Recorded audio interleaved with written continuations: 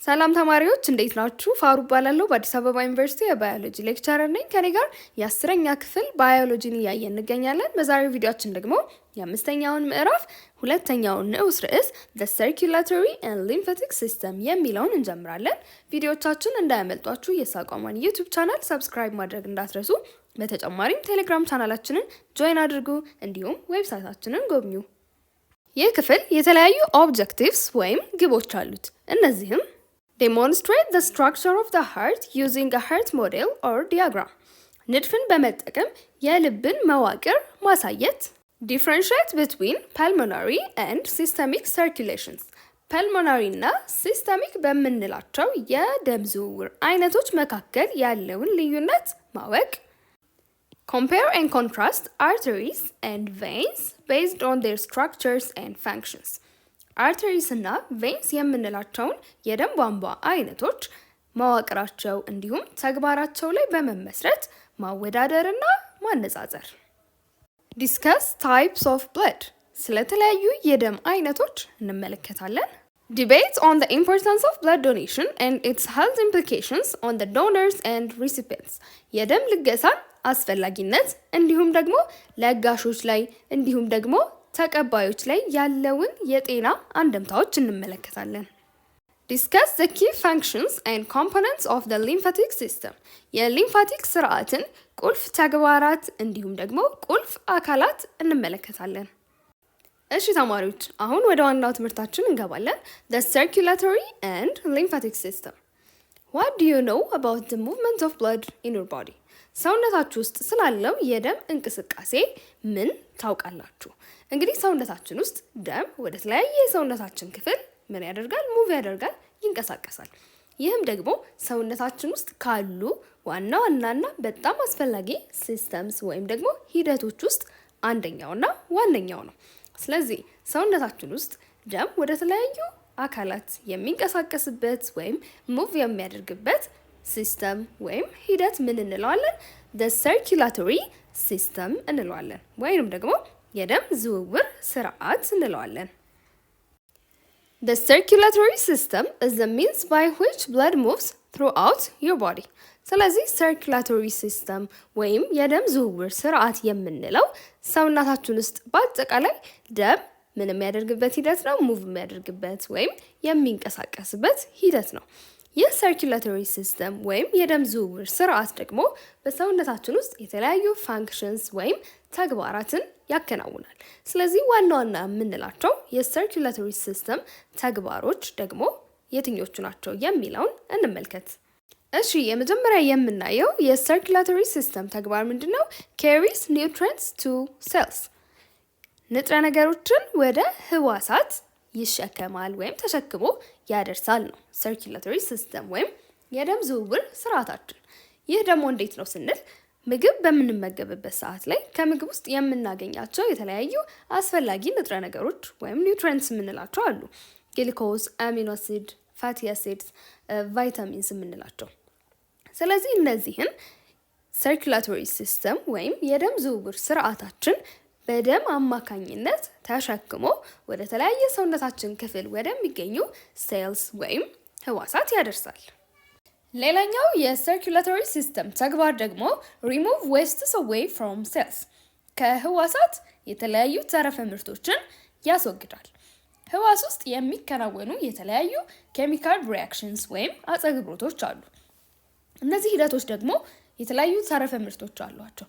እነዚህ ተረፈ ምርቶች ደግሞ ከሰውነት ምን መሆን አለባቸው? መወገድ ይኖርባቸዋል። ስለዚህ circulatory system ወይም ደግሞ የደም ዝውውር ስርዓታችን እነዚህን wastes ወይም ተረፈ ምርቶች ከህዋሳት በመሰብሰብ ምን ያደርጋል? ተረፈ ምርቶች ወደሚወገዱበት ሂደት እንዲገባ ያደርጋል። ስለዚህ በዚህ አማካኝነት ተረፈ ምርቶችን ከህዋሳት ምን ያደርጋል? ሪሙቭ ያደርጋል ወይም ያስወግድልናል። ሌላኛው ተግባር ደግሞ the circulatory system carry chemical messages from cells in one part of the body to distant target tissues. የደም ዝውውር ስርዓታችን የተለያዩ ኬሚካላዊ መልእክቶችን ሰውነታችን ውስጥ ካለው አንድ ክፍል ላይ ከምናገኘው ህዋሳቶች ሩቅ ቦታ ላይ ወዳለ የህዋስ ስብስብ ወይም ቲሹ ማለትም ኢላማ ወደ ተደረገው ያ ኬሚካላዊ መልእክት ሊደርስበት ወደ ታሰበው ቦታ ምን ያደርጋሉ? ካሪ ያደርጋሉ፣ ይሸከማሉ፣ ያደርሳሉ። እንግዲህ ሰውነታችን ውስጥ ያሉ ህዋሳት እርስ በርስ የሚግባቡበት አንደኛው መንገድ ምንድነው? ኬሚካላዊ ሜሴጅ ወይም ኬሚካላዊ መልእክቶች ናቸው። ያ ማለት የተለያዩ ኬሚካሎችን በማመንጨት ነው። ለምሳሌ አሁን ሆርሞንስ የምንላቸው ኬሚካላዊ መልእክቶች የሚከናወኑባቸው ናቸው። ሆርሞንስ ለምሳሌ አሁን ኢንሱሊን የምንለው ሆርሞን ደም ውስጥ ያለውን የግልኮስ መጠን የሚቆጣጠር ሆርሞን ነው። ስለዚህ ደም ውስጥ ያለው የግልኮስ መጠን መሆን ካለበት በላይ ከፍ ሲል ምን ይሆናል? ኢንሱሊን ይመነጫል ማለት ነው። ስለዚህ ይህ ኢንሱሊን ከመነጨበት ቦታ በደም አማካኝነት ወይም ደግሞ በደም ዝውውር ሂደታችን አማካኝነት ተዘዋውሮ ይህ መልእክት ሊደርስበት ወደ ታሰበው ማለትም ኢላማ ወደ ተደረገው ቦታ ለምሳሌ አሁን ወደ ጡንቻ ህዋሳት እንዲደርስ ያደርጋል። ስለዚህ እነዚህ ጡንቻ ጋር የምናገኛቸው ህዋሳት ደግሞ ይህ መልእክት ሲደርሳቸው ደም ውስጥ ያለውን ግልኮስ ወስደው ማከማቸት ወይም ስቶር ማድረግ ይጀምራሉ።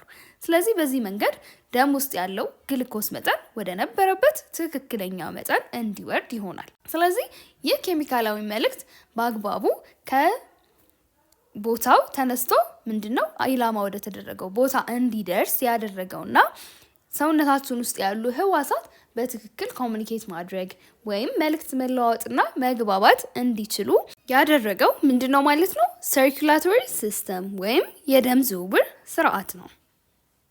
ሌላኛው ተግባር ደግሞ distributes heat throughout the body and along with the kidneys የደም ዝውውር ስርዓት ከኩላሊት ጋር በቅርበት በመስራት ሙቀት በመላው የሰውነት ክፍል እንዲሰራጭ ያደርጋል። ያ ማለት ሰውነታችን ውስጥ የተለያዩ ክፍል ውስጥ የሚከናወኑ የተለያዩ ሙቀት የሚያመነጩ ተግባራት አሉ። ስለዚህ አንደኛው ክፍል ላይ የመነጨው ሙቀት ወደ ሌላኛው የሰውነት ክፍል በማድረስ የተረጋጋ ውስጣዊ የሙቀት መጠን እንዲኖር ያግዛል ማለት ነው። ሰርኩላቶሪ ሲስተም ወይም የደም ዝውውር ስርዓታችን።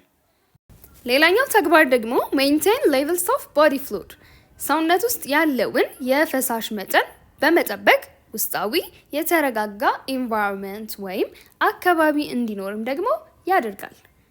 ሌላኛው ደግሞ the circulatory system provide oxygen for the cellular respiration circulatory system ወይም የደም ዝውውር ስርዓት ለሴሉላር ሪስፓይሬሽን ኦክሲጅንን ፕሮቫይድ ያደርጋል ወይም ያቀርባል። ያ ማለት የደም ዝውውር ስርዓት ውስጥ ደም አለ። ሰው እዛ ደም ውስጥ ደግሞ ቀይ የደም ህዋሶች አሉ። ስለዚህ ቀይ የደም ህዋሶች ደግሞ ኦክሲጅንን ይሸከማሉ። ስለዚህ ደም በሚዘዋወርበት ሰዓት ላይ የቀይ የደም ህዋሶች ላይ ያለው ኦክሲጅን ለተለያዩ ህዋስ ወይም ለሴል ይቀርባል ማለት ነው። ስለዚህ ህዋሶች ደግሞ ሴሉላር ሪስፓይሬሽን የምንለውን ሂደት በመከተል ኃይል የሚያመርቱበት መንገድ አለ። ለዛ ደግሞ ኦክሲጅን ያስፈልጋቸዋል። ይሄንን ኦክሲጅን ደግሞ የደም ዝውውር ሂደት አቀረበላቸው ማለት ነው። ስለዚህ ይሄኛውም ደግሞ የሰርኩላቶሪ ሲስተም ሌላኛው ተግባር ነው። በመጨረሻ የምናየው ተግባር ደግሞ ትራንስፖርት ኦፍ ኢሚዩን ሴልስ throughout the body to defend against invading organisms የደም ዝውውር ስርዓት የተለያዩ ኢሚዩን ሴልስ የምንላቸውን ማለትም የበሽታ የመከላከል ሂደት ውስጥ ያሉ የተለያዩ ህዋሳትን ወደ መላ ሰውነት ክፍል በማጓጓዝ ሰውነታችን ወራሪ ከሆኑ ፍጥረታት ልክ እንደ ባክቴሪያ፣ ቫይረስ ካሉ ራሱን መከላከል እንዲችልም ያግዛል። Moreover, your circulatory system has 96,000 kilometers of blood vessels to sustain your 100 trillion cells. የደም ዝውውር ስርዓታችን በርካታ ተግባራቶች እንዳሉት አይተናል። ሰውነታችን ውስጥ ደግሞ ወደ 100 ትሪሊየን የሚጠጉ ህዋሳት አሉ። ስለዚህ እነዚህን በርካታ ህዋሳት ጠብቆ ለማቆየት ወይም ደግሞ ሰስቴን ለማድረግ በደም ዝውውር ስርዓታችን ወይም በሰርኩላቶሪ ሲስተማችን ውስጥ 96,000 ኪሎ ሜትር የሚሆን የደም ስሮች አሉ። የሰርኩላቶሪ ሲስተም ወይም ደግሞ የደም ዝውውር ስርዓት ዋና ዋና አካላት ብለድ ቬስልስ ወይም ደግሞ የደም ስሮች አሉ። ብለድ ደም አለ። እንዲሁም ደግሞ ሃርት ወይም ልባችን አለ። የልባችንን መጠን ደግሞ ስንመለከት your heart is about the size of your fist and with a mass of about 300 grams. ልባችን መጠኑን ደግሞ ስንመለከት ልክ እዚህ ምስል ላይ እንደምናየው ፊስት የምንለው ወይም ደግሞ ልክ ቡጢ ስንጨብጥ ያለውን አይነት መጠን ሲሆን ያለው ልባችን በሚዛን ደግሞ ስንመለከት 300 ግራም አካባቢ ይመዝናል። The heart beats about 70 times per minute from the beginning of your life until death. Every minute, 5 liters of blood cycles from the heart to the lungs, picks up oxygen and returns to the heart. እንግዲህ ልባችን ህይወታችን ከተጀመረበት ሰዓት ጀምሮ ህይወታችን እስከሚያበቃበት ሰዓት ድረስ በአማካይ በደቂቃ 70 ጊዜ ምን ያደርጋል? ቢት ያደርጋል ወይም ደግሞ ይመታል። ስለዚህ ልባችን ቢት ያደርጋል ወይም ይመታል ስንል ደም እየረጨ ነው ማለት ነው። ስለዚህ በደቂቃ 70 ጊዜ በአማካይ በሚመታበት ሰዓት ላይ 5 ሊትር የሚሆን ደም ምን ያደርጋል? ሳይክል ያደርጋል ወይም ዑደት ያከናውናል በየደቂቃው ማለት ነው። ስለዚህ በየደቂቃው 5 ሊትር ደም ከልባችን ምን ይደረጋል? ይረጫል። ስለዚህ ይሄ 5 ሊትር ደም ደግሞ ወደ ላንግ ወይም ደግሞ ወደ ሳምባችን በመሄድ ኦክሲጅንን ከሳምባ በመውሰድ እንደገና መልሶ ወደ ልባችን ይመለሳል።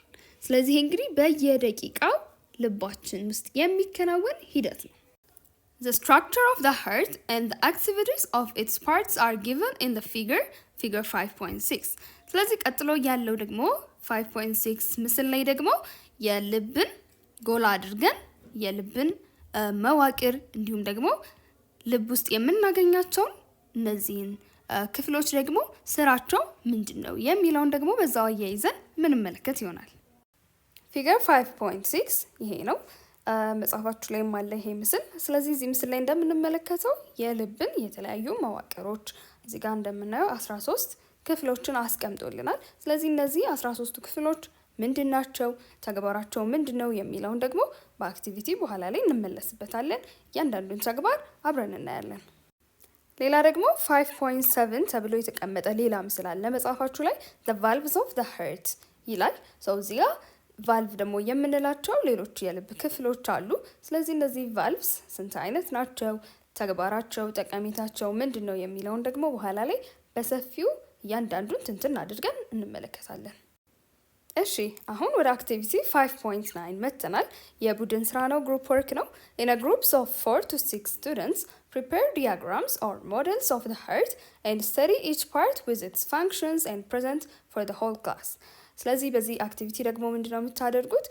እንደ ሌሎቹ አክቲቪቲዎች የቡድን ስለሆነ 4 እስከ 6 ተማሪ ያለው ቡድን ትመሰርታላችሁ። ከዛ የተለያዩ ልብን ክፍሎች እንዲሁም መዋቅር የሚያሳይ ንድፍ በመጠቀም እያንዳንዱን የልብ ክፍል ታጠናላችሁ ማለት ነው። እንዲሁም ደግሞ ተግባራቱን ምንድነው ይሄኛው ክፍል ተግባሩ ምንድነው የሚለውን እንድታጠኑ እንድትሰሩ ነው የተፈለገው በዚህ አክቲቪቲ። ከዛ በኋላ ደግሞ ለሙሉ ክፍሉ ለጓደኞቻችሁ ታቀርባላችሁ ማለት ነው። ስለዚህ ከኔ ጋርም ደግሞ እያንዳንዱን የልብ ክፍሎች እየተመለከትን ተግባራቶቹን ደግሞ አብረን እናያለን። እሺ የልብን የተለያዩ ክፍሎች ለማጥናትና ተግባሩን ለመመልከት ይሄ ቅድም መጽሐፋችሁ ላይ ያየነው ፊገር 5.6ን መጠቀም እንችላለን። ስለዚህ እነዚህ 13 ክፍሎች ወይም ደግሞ የልብ መዋቅር አካላት ምንድናቸው? ጠቀሜታቸው ምንድነው የሚለውን አንድ በአንድ በደንብ አድርገን እንመልከት። እሺ አሁን አንድ በአንድ እያንዳንዱን መዋቅር እንመልከት።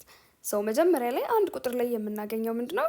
ራይት ኤትሪየም ወይም ደግሞ ኤትሪየም ዴክስትራ የሚለውን እናገኛለን። ይሄ አንድ ቁጥር እዚህ ጋር እንደምንመለከተው እዚህ ጋር የሚገኘውን ክፍል ነው ራይት ኤትሪየም የምንለው።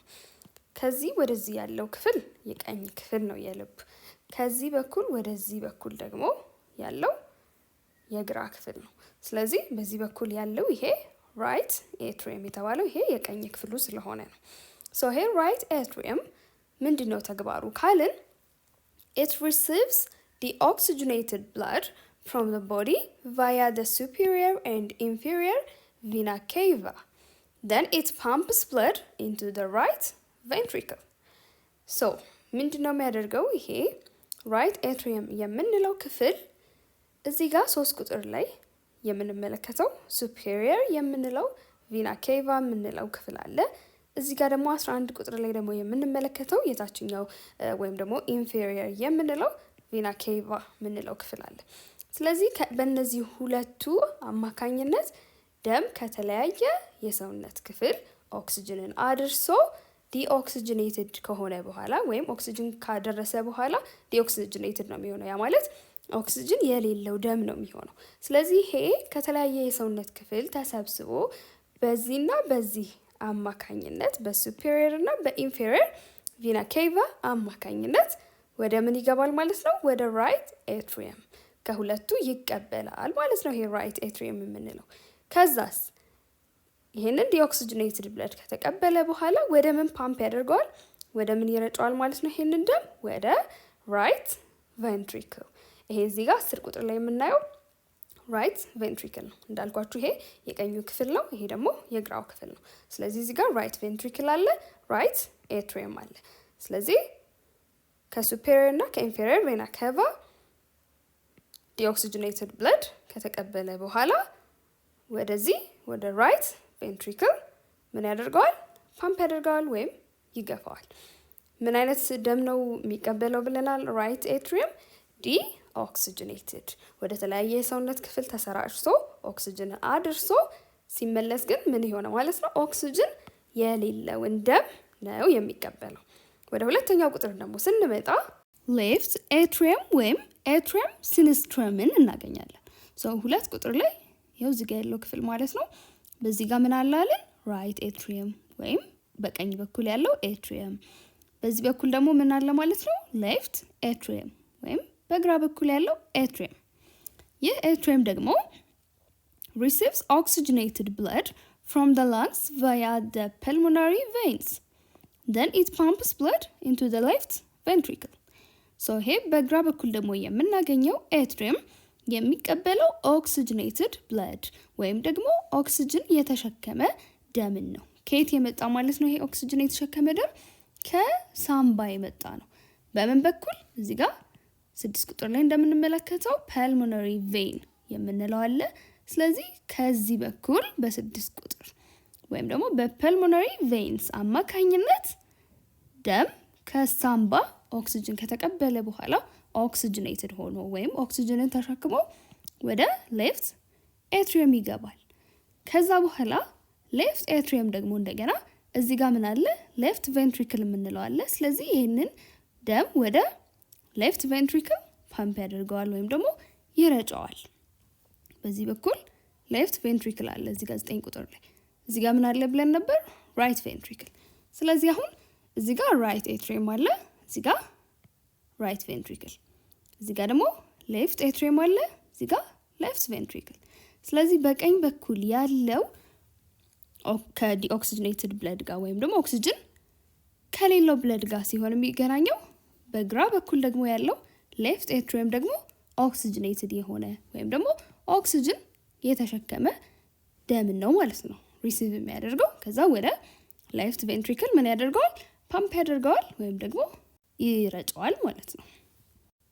ሶስተኛ ላይ ደግሞ ምን እናገኛለን? ሱፔሪየር ቬና ኬቫን እናገኛለን። ሱፔሪየር ቬና ኬቫ የምንለው ይኸው እዚህ ጋር 3 ቁጥር ላይ የምንመለከተው ክፍል ነው ማለት ነው። is a large vein that carries the oxygenated blood from the upper body to the heart's right atrium.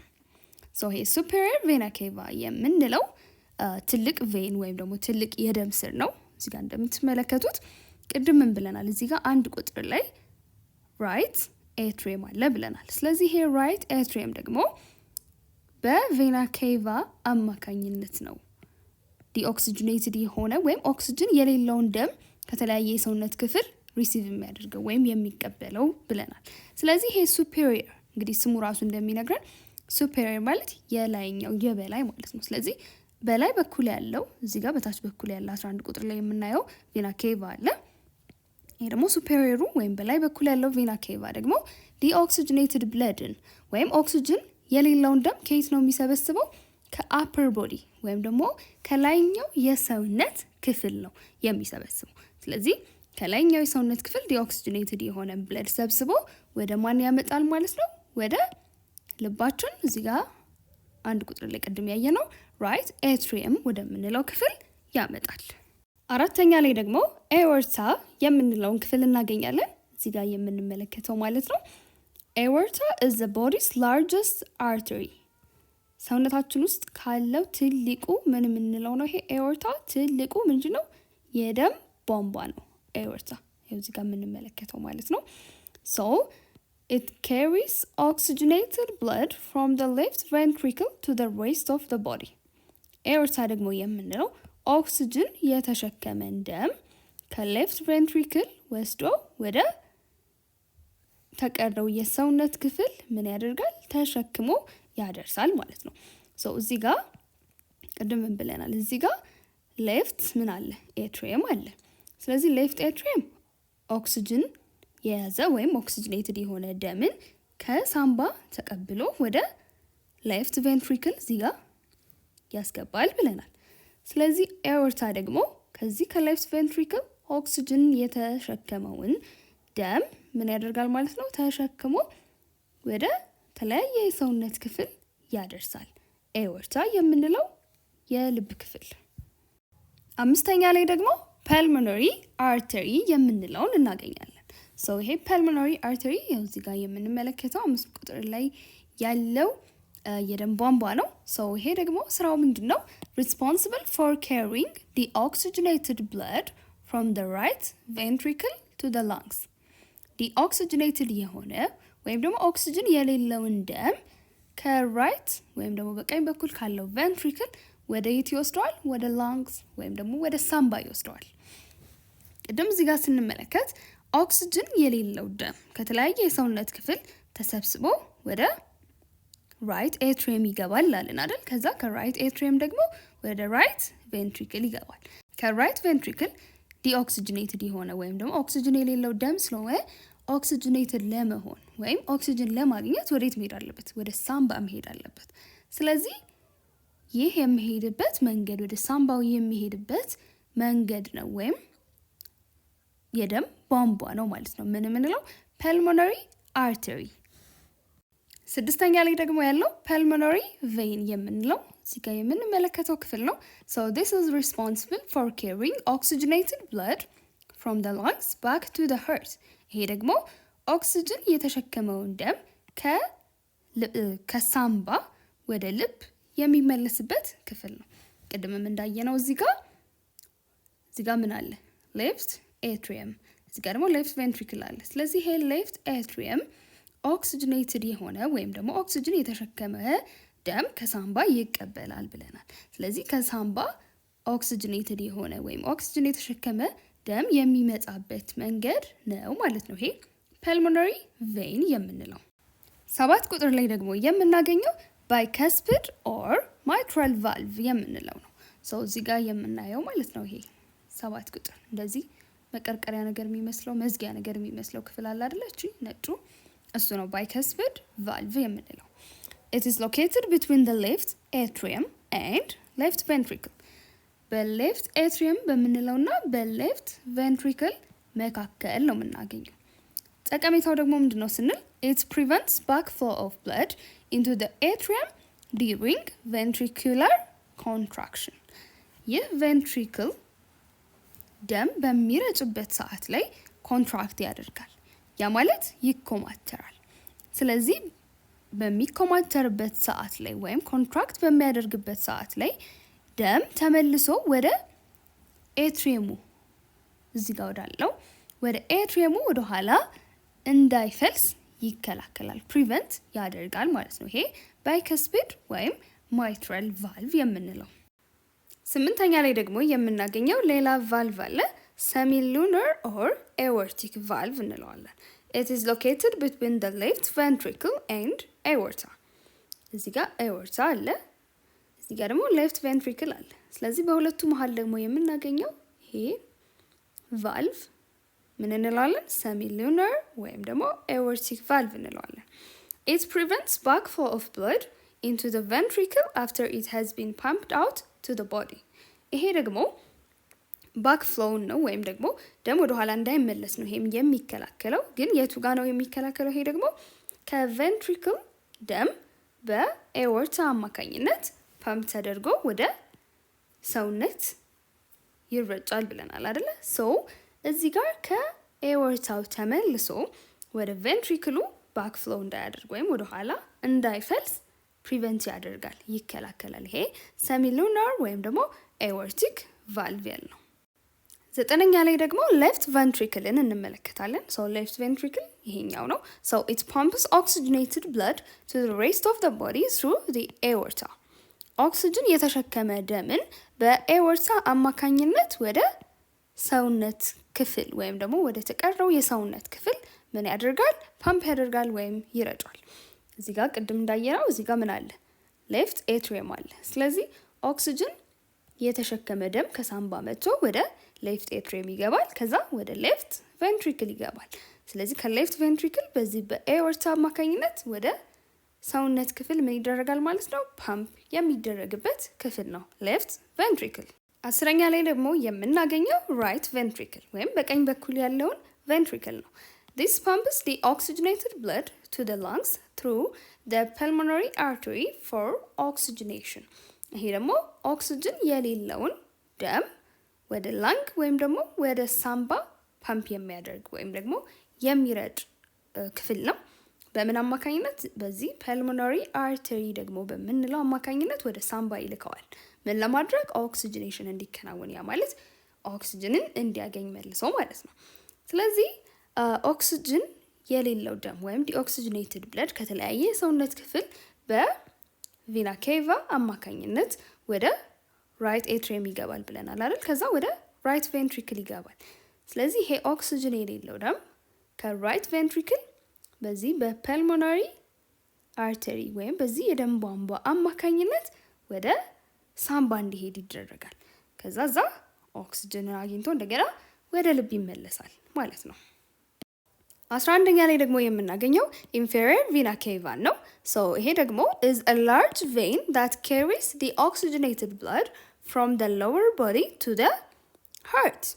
ይሄ ደግሞ ዲኦክሲጅኔትድ የሆነ ወይም ደግሞ ኦክሲጅን የሌለውን ደም ከታችኛው የሰውነት ክፍል ወደ ልብ የሚያመጣ ቬን ወይም ደግሞ የደም ስር ነው። ሰው እዚህ ጋር ሱፔሪየር ቪና ኬቫ አለ ብለን ነበር። እዚህ ጋር ደግሞ ኢንፌሪየር የተባለው ለምንድን ነው? በታችኛው በኩል ስለምናገኘው ነው። ሁለቱም ቬና ኬቫ ናቸው። ሁለቱም ዲኦክሲጅኔትድ ብለድን ከሰውነት ነው ሰብስበው ወደ ምን የሚያመጡት? ወደ ራይት ኤትሪየም የሚያመጡት። ነገር ግን ይሄኛው ከላይኛው ወይም ደግሞ ከአፐር ቦዲ ፓርት ሲሆን ኢንፌሪየር ወይም ደግሞ የታችኛው ቬና ኬቫ ደግሞ ከታችኛው የሰውነት ክፍል ነው ዲኦክሲጅኔትድ ወይም ኦክሲጅን የሌለውን ደም ወደ ሀርት ወይም ደግሞ ወደ ራይት ኤትሪየም የሚያመጣው። 12ኛ ላይ ደግሞ የምንመለከተው ትራይከስፒድ ቫልቭ እንለዋለን። ሶ ትራይከስፒድ ቫልቭ ደግሞ located between the right atrium and right ventricle. በራይት ቬንትሪክል ይሄኛው በቀኝ በኩል ባለው ቬንትሪክል እና በቀኝ በኩል ባለው ኤትሪየም መካከል የምናገኘው ቫልቭ ነው ትራይከስፒድ ቫልቭ የምንለው። በግራዎቹ በኩል የምናገኘው ምንድን ነው ብለን ነበር? ባይከስፒድ ቫልቭ ነው። ይሄ ደግሞ በቀኝ በኩል የምናገኘው ነው። It prevents backflow of blood into the atrium during ventricular contraction. ይሄም ምንድነው የሚከላከልልን? ይሄ ቬንትሪክል ኮንትራክት በሚያደርግበት ወይም ደም በመርጨት ሂደት ውስጥ በሚኮማተርበት ሰዓት ላይ ባክፍሎው ወይም ደግሞ ደም ወደ ኋላ ወደ ኤትሪየሙ እንዳይፈልስ የሚከላከልልን ቫልቭ ነው ትራይከስፒድ ቫልቭ የምንለው። መጨረሻ ላይ ደግሞ የምንመለከተው ሰሚሉናር ወይም ፐልሞናሪ ቫልቭ የምንለው ነው። located between the right ventricle and pulmonary artery. ይሄ ደግሞ የምናገኘው በራይት ቬንትሪክል ወይም በቀኝ በኩል በምናገኘው ቬንትሪክል እና በፐልሞናሪ አርተሪ መካከል ነው ይሄን ቫልቭ የምናገኘው። እዚህ ጋር ሰሚሉናር ቫልቭ አለ ብለን ነበረ። ይሄ ግን ኤወርቲክ ቫልቭ ነው። ምክንያቱም በሌፍት ቬንትሪክል እና በኤወርታ መካከል ስለሆነ ነው ኤወርቲክ ቫልቭ የምንለው። ይሄ ደግሞ በራይት ቬንትሪክል እና በፐልሞናሪ አርተሪ መካከል ስለሆነ ፐልሞናሪ ቫልቭ እንለዋለን ማለት ነው። It prevents backflow of blood into the ventricle after it has been pumped into the lungs. እንግዲህ ይሄ ፐልሞናሪ አርተሪ የምንለው ዲኦክሲጅኔትድ የሆነ ብለድን ወደ ላንግስ ወይም ወደ ሳምባ ነው አይደለ የሚወስደው። ስለዚህ ይሄ ቫልቭ እዚህ ጋር ያለው ፐልሞናሪ ቫልቭ ደም ወደ ሳምባ በዚህ በፐልሞናሪ አርተሪ በኩል መሄድ ከጀመረ በኋላ ባክ ፍሎ እንዳያደርግ ወይም ደግሞ ወደ ኋላ ተመልሶ ፈሶ ወደ ቬንትሪክሉ እንዳይመለስ ምን ያደርጋል? ፕሪቨንት ያደርጋል ወይም ይከላከላል። Have you ever heard about a live pump? ስለ live pump ሰምታችሁ ታውቃላችሁ ወይ ነው የሚለው። So live pump የሚለው ምንድን ነው ስንል live ምንድን ነው? አንድ ነገር live ለምሳሌ ፕሮግራም ላይቭ እየተላለፈ ነው ስንል የቀጥታ ስርጭት ማለታችን ነው አይደለ? ፓምፕ ማድረግ ደግሞ ምንድን ነው? ኃይልን ወይም ደግሞ ግፊትን በመጠቀም ምን ማድረግ ነው? አንድን ፈሳሽ ነገር ወደ ነገር ውስጥ እንዲገባ መክፋት ወይም መርጨት መቻል ነው።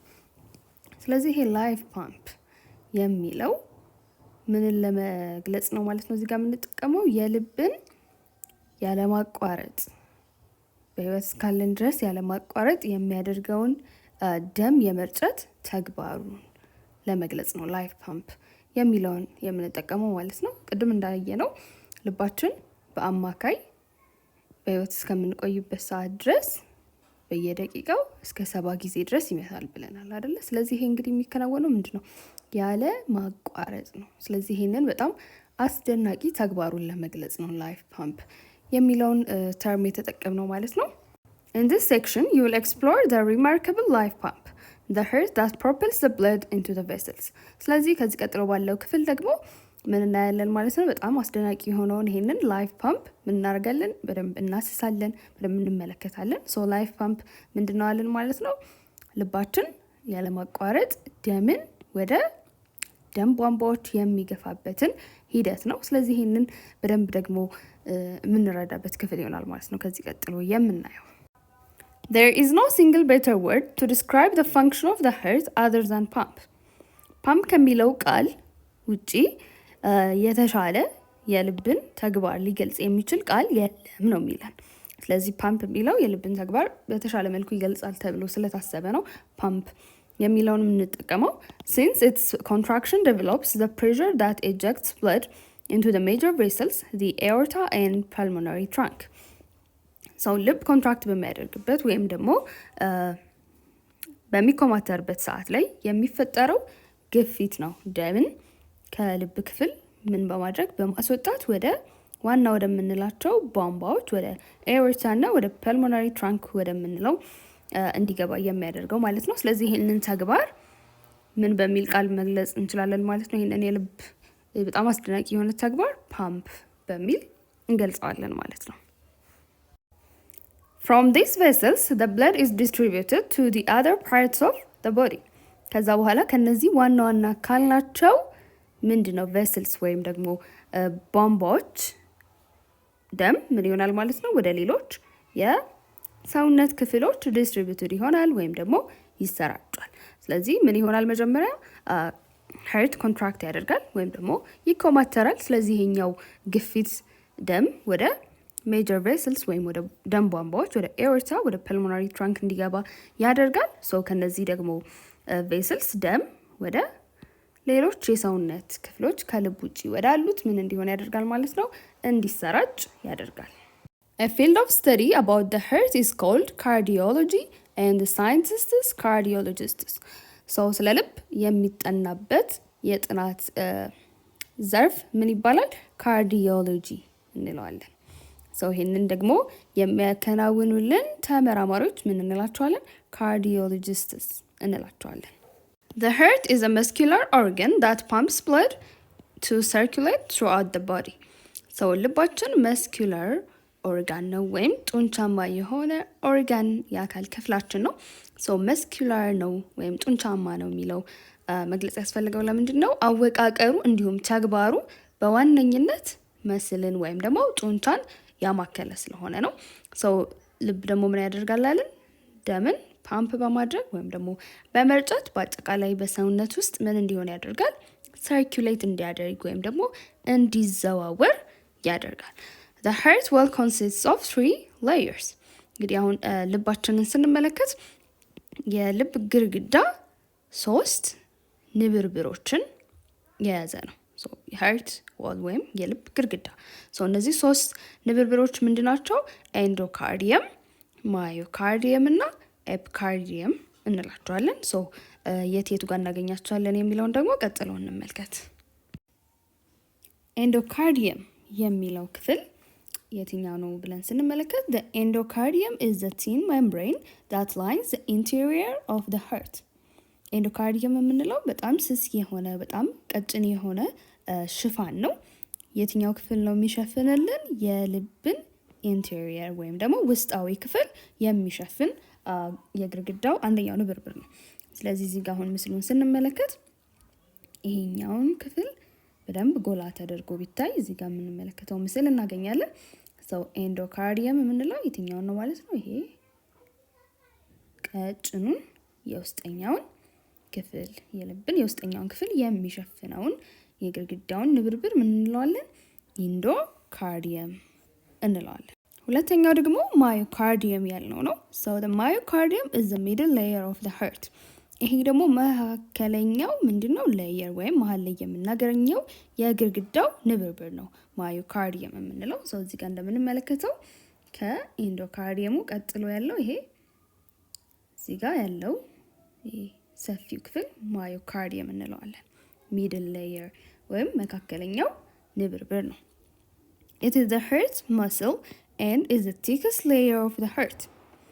ይሄ ማዮካርዲየም ደግሞ የምንለው የልብ ጡንቻ የምንለው ይሄንኛውን ክፍል ነው ማዮካርዲየሙን ማለት ነው። እንዲሁም ደግሞ ከሌሎቹ ሌየሮች ወይም ከሌሎቹ የልብ ንብርብሮች ምንድነው ማለት ነው? ቲከስት ወይም ደግሞ በጣም ወፍራሙ ክፍል ነው። እዚህ ምስሉ ላይ እዚህ ጋር እንደምንመለከተው ይሄኛው ነው ማዮካርዲየም የምንለው። እዚህ ጋር ማጉልተን ስንመለከት ይሄኛው ክፍል ነው ማዮካርዲየም የሚባለው። ስለዚህ መስኩላር ነው ሀርት ወይም ልብ እንድንል ያስቻለን ክፍል ይሄ ማዮካርዲየሙ ነው። ምክንያቱም ጡንቻማው ክፍል እዚህ ጋር ስለሚገኝ ነው። ሶ ይሄ ማዮካርዲየም እንለዋለን። ሶስተኛው ሌየር ኤፒካርዲየም ያልነው ነው። so the epicardium is a thin layer on the surface of the heart in which the coronary arteries lie። ኤፒካርዲየም የምንለው ልክ እንደ ኤንዶካርዲየሙ ሁሉ ይሄም ምንድነው? ቲን የሆነ ወይም ደግሞ ስስ የሆነ ቀጭን የሆነ ሌየር ወይም ንብርብር ነው። ይሄን ደግሞ የምናገኘው ሰርፌሱ ላይ ነው ወይም የልባችን የላይኛው ክፍል ላይ የምናገኘው ነው። ምንድነው? ኤፒካርዲየም የምንለው። ስለዚህ ውጨኛው ግድግዳ ነው ማለት ነው ኤፒካርዲየም። ኤፒካርዲየም ውስጥ ደግሞ ኮሮነሪ አርተሪስ እናገኛለን። ሶ ይሄ ኮሮነሪ አርተሪ የምንለው የደም ቧንቧ አይነት ነው። ይሄ የደም ቧንቧ ደግሞ ምንድነው የሚያደርገው? ኦክሲጅን የያዘ ደምን ወደ ማዮካርዲየም ወይም ደግሞ ወደ ልብ ጡንቻው ክፍል የሚያመጣ ነው። ስለዚህ ቅድም እንዳለው የልባችን ተግባር ላይቭ ነው ብለናል አይደል? ያለማቋረጥ ነው ይሄንን ተግባሩን የሚያከናውነው ብለናል ልባችን። ስለዚህ ይሄን ለማከናወን ደግሞ በጣም በቂ የሆነ ኦክሲጅን ያስፈልገዋል። ስለዚህ የልብ ጡንቻ ደግሞ ይሄ ማዮካርዲየም ያልነው ክፍል ላይ ነው የሚገኘው ብለናል። ስለዚህ ያለማቋረጥ ኦክሲጅን የያዘ ደም እዚህ ኤፒካርዲየም ውስጥ በሚገኘው ኮሮናሪ አርተሪስ አማካኝነት ይቀርባል ማለት ነው ለማዮካርዲየም። ስለዚህ ልባችን ያለማቋረጥ ኦክሲጅንን በማግኘት ብለድ ፓምፕ የማድረግ ተግባሩን መቀጠል እንዲችል ያስችለዋል ማለት ነው። ሌላ ደግሞ ፔሪካርዲየም የምንለው ክፍል አለ። ሶ ፔሪካርዲየም ከሶስቱ የልብ ግድግዳ ያልናቸው ንብርብር ውስጥ የምናካትተው አይደለም። ግን ፔሪካርዲየም የምንለው ደግሞ ምንድነው? the pericardium is a thin sac the heart sits in, often filled with a small amount of fluid which separates the heart from the other structures in the chest such as the lungs። so pericardium የምንለው ሳሳ ያለ ምንድነው? ወይም ደግሞ ቀጠን ያለ ከረጢት ነው። ስለዚህ ይሄ ልብ ውስጡ የሚቀመጥበት ከረጢት ማለት ነው። so ይሄ ከረጢት ፔሪካርዲየም እንለዋለን። በብዛት ውስጡ ምን አለው? ፍሉድ ፊልድ ነው ወይም ደግሞ የተወሰነ መጠን ፈሳሽን የያዘ ነው። ስለዚህ ይሄ ፔሪካርዲየም ጠቀሜታው ምንድነው ስንል ይሄ ልብ የተቀመጠበት ከረጢት ጠቀሜታው ምንድነው ካልን እዚህ ደረት አካባቢ ላይ ውስጥ ላይ ከሚገኙ ሌሎች መዋቅሮች ልብን ምን ለማድረግ ነው? ሰፓሬት ወይም ለመለየት ነው። ራሱን ችሎ እንዲቀመጥ ለማድረግ ነው ማለት ነው። ለምሳሌ ላንግስ ወይም ደግሞ ሳምባ ይኖራል አይደለ? ስለዚህ ከነሱ ተለይቶ እንዲቀመጥ የሚያግዘው ነው ማለት ነው። ይሄ ፔሪካርዲየም የምንለው የልብ ከረጢት። What are the chambers of the heart? የልብ ክፍሎች ምንድን ናቸው ይለናል። ሰው ልብ እንግዲህ የተለያዩ ቼምበርስ ወይም ክፍሎች የምንለውን ይይዛል። ስለዚህ እነዚህ ደግሞ ምንድናቸው የሚለውን አሁን ከዚህ ቀጥሎ ደግሞ በሰፊው በአክቲቪቲ መልክ የምንመለከተው ይሆናል። እሺ አሁን ይሄንን አክቲቪቲ የምንሰራው ይሆናል። ግሩፕ ዲስከሽን ነው ወይም በቡድን የምትወያዩበት ነው። ከ2 እስከ 3 ተማሪ ያለው ቡድን ትመሰርታላችሁ። ከዚህ ቀጥሎ ያሉትን ጥያቄዎች ትመልሳላችሁ ማለት ነው። የመጀመሪያው ዲስከስ the 4 chambers of the heart፣ ስለ 4ቱ የልብ ክፍሎች ተወያዩ ነው የሚለው። ሁለተኛው ደግሞ explain the process of movement of blood through the chambers፣ በእነዚህ ክፍሎች መካከል ደግሞ ደም ሙቭ የሚያደርግበት ወይም የሚንቀሳቀስበትን ሂደት ኤክስፕሌን አድርጉ ወይም አብራሩ ነው የሚለው። ሶስተኛው ደግሞ which chamber is the strongest፣ ከእነዚህ ከተለያዩ ክፍሎች ካልናቸው ደግሞ የትኛው ቼምበር ነው strongest የምንለው ወይም ደግሞ በጣም ጠንካራ የሆነው። አራተኛው ጥያቄ ደግሞ which chamber carries the oxygenated blood፣ ከነዚህ ከተለያዩ ከልብ ክፍሎች የትኛው ክፍል ነው ዲኦክሲጅኔትድ የሆነ ወይም ደግሞ ኦክሲጅን የሌለውን ደም የሚሸከመው የትኛው ክፍል ነው የሚለው። ስለዚህ እነዚህን ጥያቄዎች በቡድናችሁ ተወያዩና ከኔ ጋር ደግሞ በጋራ አብረን እንሰራቸዋለን። እሺ የመጀመሪያው ጥያቄ እንግዲህ ስለ 4ቱ ቼምበርስ ተወያዩ ነው የሚለው። so the heart consists of 4 chambers፣ ልብ በዋነኝነት 4 ቼምበርስ ወይም ደግሞ 4 ክፍሎችን የያዘ ነው። ስለዚህ እነዚህ 4 ክፍሎች ምንድናቸው ስንል በቀኝ የልባችን ክፍል ራይት ኤትሪየም እና ራይት ቬንትሪክልን እናገኛለን። በግራ በኩል ደግሞ ሌፍት ኤትሪየም እና ሌፍት ቬንትሪክል። ስለዚህ 4 ቼምበርስ ወይም 4ቱ ክፍሎች የምንላቸው ሁለቱ በቀኝና በግራ በኩል የምናገኛቸው ኤትሪየም እና ሁለቱ ደግሞ በቀኝና በግራ በኩል የምናገኛቸው ቬንትሪክልስ ናቸው ማለት ነው። ስለዚህ እነዚህ ደግሞ ምንድን ነው የሚከናወነው እነዚህ ክፍሎች ውስጥ የሚለውን ቅድምም አይተን ነበር። በእርግጥ ግን ለማስታወስ ደግሞ እንደግማቸዋለን ማለት ነው። So right atrium ላይ this chamber receives deoxygenated blood from the body via the superior and inferior vena cava። So ይሄ right atrium ያለው ክፍል ከተለያየ የሰውነት ክፍል deoxygenated የሆነ ወይም ደግሞ ኦክሲጅን የሌለውን ደም በሱፔሪየር በላይኛውና ኢንፌሪየር ወይም ደግሞ በታችኛው ቬና ኬቫ በምንለው አማካኝ የደም ቧንቧ አማካኝነት ይቀበላል። ምን right atrium። ይሄንን ካደረገ በኋላ ወይም ዲኦክሲጅኔትድ የሆነ ብለድ ከተቀበለ በኋላ ወደ ራይት ቬንትሪክል ይገፋዋል ማለት ነው። ሶ ራይት ቬንትሪክል ደግሞ ሌላኛው ቼምበር ወይም ደግሞ ሌላኛው ክፍል ነው። ሶ እዚህ ጋር ደግሞ ምን ይከናወናል? it pumps the deoxygenated blood to the lungs through the pulmonary arteries for oxygenation። ስለዚህ ራይት ቬንትሪክል ደግሞ pulmonary artery በምንለው የደም ቧንቧ ወደ የት እንዲሄድ ያደርገዋል ማለት ነው። ይሄን ዲኦክሲጅኔትድ ብለድ ወደ ሳምባ እንዲሄድ ያደርገዋል። ስለዚህ ይሄ ደግሞ ያስፈልገው ለምንድን ነው? ዲኦክሲጅኔትድ የሆነ ወይም ደግሞ ኦክሲጅን የሌለው ደም ስለሆነ ላንግ ጋር ወይም ሳምባ ጋር ሄዶ ኦክሲጅኔትድ እንዲሆን ወይም ኦክሲጅንን እንዲቀበል ነው ማለት ነው ወደ ሳምባ የሚልከው ማለት ነው ራይት ቬንትሪክል። ስለዚህ በቀኝ በኩል ያለው የልብ ክፍሎች ከዲኦክሲጅኔትድ ብለድ ወይም ደግሞ ኦክሲጅን ከሌለው ደም ጋር ነው ማለት ነው ተግባራቸው የሚከናወነው። ሁለቱ ደግሞ ሌላኞቹ ቼምበርስ ያልናቸው ሌፍት ኤትሪየም እና ሌፍት ቬንትሪክል በግራ በኩል የምናገኛቸው ናቸው። ሌፍት ኤትሪየም this chamber receives oxygenated blood from the lungs via the pulmonary veins። ሌፍት ኤትሪየም የምንለው ከሳምባ ኦክሲጅኔትድ የሆነ ወይም ኦክሲጅንን የያዘ ደም የሚቀበለው ክፍል ሲሆን በምን አማካኝነት ነው ማለት ነው? ከሳምባ ወደ ሌፍት ኤትሪየም ኦክሲጅኔትድ ብለድ የሚመጣው በፓልሞናሪ ቬይን አማካኝነት ነው። ከዛ ከሌፍት ኤትሪየም ወደ ሌፍት ቬንትሪክል ይገባል ኦክሲጅኔትድ ብለድ። ከዛ ደግሞ ከሌፍት ቬንትሪክል it pumps oxygenated blood out to the body through the aorta። ሌፍት ቬንትሪክል ደግሞ በኤኦርታ አማካኝነት ኦክሲጅኔትድ የሆነ ወይም ኦክሲጅን የያዘን ደም ወደ ቦዲ ወይም ደግሞ ወደ ሌሎች የሰውነት ክፍሎች እንዲሰራጭ ያደርጋል ማለት ነው። ስለዚህ በቀኝ በኩል ራይት ኤትሪየም ራይት ቬንትሪክል አለ፣ በግራ በኩል ደግሞ ሌፍት ኤትሪየም እና ሌፍት ቬንትሪክል አለ።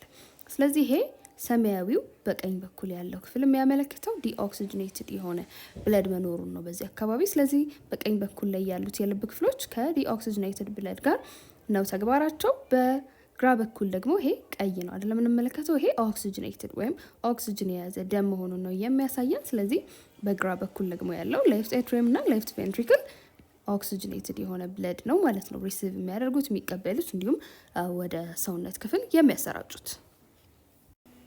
ወደ ሁለተኛው ጥያቄ ደግሞ ስንመጣ ሙቭመንት ኦፍ ብለድ በእነዚህ በቼምበርስ ወይም በክፍሎቹ መካከል ደም እንዴት ነው የሚዘዋወረው የሚለውን አብራሩ ነው የሚለው። ስለዚህ አሁን ስለ ሙቭመንት ኦፍ ብለድ ትሩ ዲስ ቼምበርስ በእነዚህ ክፍሎች ውስጥ እንዴት ደም ይዘዋወራል የሚለውን ስቴፕ ባይ ስቴፕ ወይም ደግሞ ተራ በተራ መጀመሪያ ይሄ ይፈጠራል፣ ቀጥሎ እንደዚህ እያልን እንመለከታለን ማለት ነው። ስለዚህ እነዚህ ነገሮች በተደጋጋሚ ማየታችን ማስተዋላችን እዚህ ሰርኩላቶሪ ሲስተም ወይም ደግሞ የደም ዝውውር ስርዓት ላይ ብዙ ማስታወስ ያሉብን ነገሮች አሉ። ስለዚህ በትዕግስት እየደጋገምን እነዚህ ነገሮች ስንመለከት የበለጠ እየተዋሃዳችሁ እያስታወሳችሁ እንድትመጡ ያደርጋችኋል። ስለዚህ መልሰን እነሱ ነገሮች ማውራታችንን ሳትሰለቹ እንድታዳምጡኝ ይፈልጋለሁ ማለት ነው። የመጀመሪያው የምንጀምረው ከምንድን ነው? ዲኦክሲጅኔትድ ብለድ ሪተርን፣ ኦክሲጅን የሌለው ደም ከሚመለስበት ስቴፕ ወይም ቦታ እንጀምራለን ማለት ነው። በመጀመሪያ blood from the body returns to the right atrium through the superior and inferior vena cava. በመጀመሪያ ከሰውነት ክፍል ኦክሲጅን የሌለው ደም ወደ ልብ ይመለሳል። ይሄ የሚሆነው እንዴት ነው? ወደ የትኛው የልብ ክፍል ነው የሚመጣው? ወደ ራይት ኤትሪየም። በምን አማካኝነት? የላይኛውና የታችኛው ቬና ኬቫ ምንለው አለ አይደለም። ስለዚህ በእነሱ አማካኝነት ከተለያየ የሰውነት ክፍል ዲኦክሲጅኔትድ ብለድ ተሰብስቦ ወደ ራይት ኤትሪየም ይገባል መጀመሪያ። ቀጥሎ ደግሞ ራይት ኤትሪየም ቱ ራይት ቬንትሪክል። አሁን ደግሞ ከራይት ኤትሪየም ወደ ራይት ቬንትሪክል ሁለተኛው ደረጃ ነው። the right atrium contracts pushing blood through the tricuspid valve into the right ventricle. deoxygenated blood ወደ right atrium ገባ። ከዛ ደግሞ ወደ right ventricle ይገባል። ይሄ እንዴት ነው የሚሆነው? ይሄ right atrium በቀኝ በኩል ያለው atrium ኮንትራክት ያደርጋል ወይም ይኮማተራል። ስለዚህ በዚህ ሰዓት ምን ያደርጋል ማለት ነው? ደም ተገፍቶ ወደ ራይት ቬንትሪክል እንዲገባ ያደርጋል። የቱን አልፎ? ይሄ እዚህ ጋር ምን አለ ብለናል? በእነዚህ ሁለቱ መካከል መዝጊያ መቀርቀሪያ ነገር ትራይከስፒድ ቫልቭ የምንለው አለ ብለናል። ስለዚህ ይሄን ትራይከስፒድ ቫልቭን አልፎ ወደ ምን ይገባል? ወደ ራይት ቬንትሪክል ይገባል። ከዛ ቀጥሎ ደግሞ የሚፈጠረው ምንድነው? ራይት ቬንትሪክል ቱ ላንግስ፣ ከራይት ቬንትሪክል ወደ ሳምባ ደግሞ የሚደረገው ሂደት ነው። the right ventricle then contracts, sending the blood through the pulmonary valve into the pulmonary arteries which carry it to the lungs. ከዛ right ventricle ደግሞ ኮንትራክት ያደርጋል፣ ይኮማተራል። ስለዚህ በዚህ ሰዓት ደም ደግሞ ወደ ምን ይገባል ማለት ነው? ወደ pulmonary artery ይገባል። እዚህ ጋር ደግሞ በራይት ቬንትሪክል እና በፐልሞናሪ አርተሪ መካከል ያለው ቫልቭ ደግሞ ምንድነው ብለናል? ፐልሞናሪ ቫልቭ ወይም ደግሞ ሰሚሉናር ቫልቭ ያልነው አለ። ይሄንን አልፎ ደግሞ ወደ ፐልሞናሪ አርተሪ ያልፋል። ስለዚህ በፐልሞናሪ አርተሪ ደግሞ ወዴት ይሄዳል ማለት ነው? ወደ ላንግስ ወይም ደግሞ ወደ ሳምባ ይሄዳል። አሁን ደግሞ ኦክሲጅኔትድ ብለድ ሪተርን ወይም የኦክሲጅኔትድ የሆነ ወይም ኦክሲጅን የያዘ ደም ደግሞ የሚመለስበት ስቴፕ አለ። ይህም የሆነው ምንድነው? ቅድም ሶስተኛ ላይ ምን ብለን ነበረ? ከራይት ቬንትሪክል በፐልሞናሪ አርተሪ በኩል ወደ ሳምባ ዲኦክሲጅኔትድ የሆነ ወይም ኦክሲጅን የሌለው ደም ይመጣል። ከዛ ሳምባ ጋር ምን ይሆናል? ኦክሲጅኔትድ ይሆናል፣ ኦክሲጅንን ያገኛል። ከዛ በኋላ ከሳምባ ደግሞ ወደ ልብ ተመልሶ ወደ ሰውነት ክፍል መሰራጨት አለበት። ስለዚህ እሱ ደግሞ እንዴት ነው የሚሆነው የሚለውን እንመለከታለን ማለት ነው። Oxygenated after oxygenation in the lungs, the blood returns to the left atrium via the pulmonary veins. አሁን ደግሞ እዚህ ጋር ኦክሲጅንን ካገኘ በኋላ ዲኦክሲጅኔትድ ብለዱ ወዴት ይሄዳል ማለት ነው? በፐልሞናሪ ቬይን አማካኝነት ወደ ሌፍት ኤትሪየም ይሄዳል ማለት ነው። ቀጥሎ ደግሞ ሌፍት ኤትሪየም ቱ ሌፍት ቬንትሪክል፣ ከሌፍት ኤትሪየም ወደ ሌፍት ቬንትሪክል ደግሞ የሚከናወነው ሂደት አለ። the left atrium contracts pushing blood through the mitral valve into the left ventricle። አሁን ደግሞ ከሳምባ ኦክሲጅኔትድ የሆነ ብለድን ሌፍት ኤትሪየም ከተቀበለ በኋላ ወደ ምን ያንን ኦክሲጅኔትድ ብለድ ይገፋዋል ማለት ነው። ኮንትራክት አድርጎ ወይም ደግሞ ይኮማተራል። ስለዚህ ኦክሲጅኔትድ የሆነው ብለድ እዚህ ጋር ያለውን ቫልቭ በሌፍት ኤትሪየም እና በሌፍት ቬንትሪክል መካከል ማይትራል ወይም ደግሞ ባይከስፒድ ያለው ቫልቭ አለ አይደለ? ስለዚህ እሱን ቫልቭ አልፎ ወደ ሌፍት ቬንትሪክል ይገባል። በመጨረሻም ደግሞ ከሌፍት ቬንትሪክል ወደ ቦዲ ወይም ደግሞ ወደ ተለያየ የሰውነት ክፍል የሚያደርገው እንቅስቃሴ ያለ ማለት ነው ደም the left ventricle contracts sending oxygenated blood through the aortic valve into the aorta distributing it throughout the body so አሁን ደግሞ ሌፍት ቬንትሪክል ከሌፍት ኤትሪየም ኦክሲጅን የያዘ ደም ከተቀበለ በኋላ ይሄ ሌፍት ቬንትሪክል ኮንትራክት ያደርጋል፣ ይኮማተራል። በዚህ ሰዓት ኦክሲጅኔትድ የሆነ ደም እዚህ ጋር ደግሞ ምን አለ? ቫልቭ አለ፣ ኤኦርቲክ ቫልቭ ያለው። ስለዚህ በዚህ በኤኦርቲክ ቫልቭ አልፎ ወደ የት ይሄዳል ማለት ነው? ወደ ኤኦርታ ይሄዳል። ከዛ በኤኦርታ አማካኝነት በአጠቃላይ ወደ መላው ሰውነት ክፍል ዲስትሪቢዩትድ ይሆናል ወይም ደግሞ ወደ መላው የሰውነት ክፍል ይሰራጫል ማለት ነው። ስለዚህ መልሶ ደግሞ ያ የተሰራጨው ደም ኦክሲጅንን ወደ ተለያየ የሰውነት ክፍል ላይ ወዳሉ ህዋስ ካደረሰ በኋላ መልሶ ዲኦክሲጅኔትድ ይሆናል ማለት ነው። ከዛ ይሄ ዲኦክሲጅኔትድ ብለድ መልሶ ደግሞ በቪና ኬቫ አማካኝነት ወደ ቀኝ የልብ ክፍል መጥቶ ከዛ ወደ ላንግ ይሄድና ኦክሲጅኔትድ ይሆናል። ከዛ ወደ ግራው ክፍል መጥቶ እንደገና ወደ የተለያየ የሰውነት ክፍል ይሰራጫል ማለት ነው። ስለዚህ በዚህ መልኩ በእነዚህ በአራቱ ቼምበርስ ወይም ደግሞ በአራቱ ክፍሎች ደም ምን ያደርጋል? ሙቭ ያደርጋል ወይም ይንቀሳቀሳል። ወደ ሶስተኛው ጥያቄ ደግሞ ስንመጣ የትኛው ክፍል ነው ስትሮንግስት ወይም በጣም ጠንካራ የሆነው ነው የሚለው። እስኪ የትኛው ነው ብላችሁ ነው ያሰባችሁት? ከዛ ደግሞ አብረን እንመልከተው። ስለዚህ በጣም ጠንካራ የሆነው ቼምበር ወይም ደግሞ የልባችን ክፍል ሌፍት ቬንትሪክል ነው። so the left ventricle is the strongest chamber of the heart። ይሄም የሆነው ለምንድን ነው? it has the thickest walls allowing it to generate the high pressure needed to pump oxygenated blood throughout the entire body። እንግዲህ ይሄ ሌፍት ቬንትሪክል ኦክሲጅኔትድ የሆነ ደምን ከሌፍት ኤትሪየም ከተቀበለ በኋላ በኤኦርታ አማካኝነት ለመላው የሰውነታችን ክፍል ምን የሚደረግበት ነው? የሚሰራጭበት ክፍል ነው። ስለዚህ በጣም ከፍተኛ የሆነ ምን ያስፈልገዋል ማለት ነው? ግፊት ያስፈልገዋል። ይሄንን ደምን ወደ ተለያየ የሰውነታችን ክፍል ወደ ሙሉ የሰውነት ክፍል ለማሰራጨት ከልባችን ተነስቶ ማለት ነው። ስለዚህ በዚህ ምክንያት ሌፍት ቬንትሪክል ምንድነው? ቲከስት ዎል ወይም በጣም ወፍራም የሆነ ግድግዳ ነው ያለው። ስለዚህ ይሄ ቲክ ዎል ወይም ደግሞ ወፍራም ግድግዳ መኖሩ ኮንትራክት በሚያደርግበት ወይም ደግሞ ደምን ለመርጨት በሚኮማተርበት ሰዓት ላይ ከፍተኛ የሆነ የግፊት ኃይል እንዲፈጥር ያደርገዋል። ስለዚህ በተሳካ ሁኔታ ወደ መላ የሰውነት ክፍል ኦክሲጅኔትድ የሆነ ደምን እንዲያደርስ ያደርገዋል ማለት ነው። ምክንያቱም እንግዲህ ሌፍት ቬንትሪክል ነው ወደ መላው የሰውነት ክፍል ኦክሲጅኔትድ የሆነ ብለድን የሚያሰራጨው ረጅም ርቀት የሆነ የደም እንቅስቃሴ የሚያደርገው ማለት ነው። ስለዚህ ሌፍት ቬንትሪክል is the strongest chamber ወይም ደግሞ በጣም ጠንካራ የሆነው ከአራቱ ሌፍት ቬንትሪክል የሆነው በዚህ ምክንያት ነው። አራተኛው የዚህ አክቲቪቲ ጥያቄ ደግሞ የትኛው ቼምበር ወይም የትኛው ክፍል ነው ዲኦክሲጅኔትድ ብለድ ወይም ኦክሲጅን የሌለውን ደም ኬሪ የሚያደርገው ወይም የሚሸከመው ክፍል ነው የሚለው። ስለዚህ ይሄኛው እንግዲህ እስካሁን ከተማርነው ተረድታችሁታል ብዬ አስባለሁ። ስለዚህ የትኛው ክፍል ነው ማለት ነው ዲኦክሲጅኔትድ የሆነ ብለድ የሚሸከመው ክፍል? በቀኝ በኩል ያለው የልብ ክፍል ማለት ነው። ራይት ኤትሪየም እና ራይት ቬንትሪክል ናቸው ማለት ነው ዲኦክሲጅኔትድን ብለድን የሚሸከሙት ምን የልብ ክፍሎች ወይም ቼምበርስ።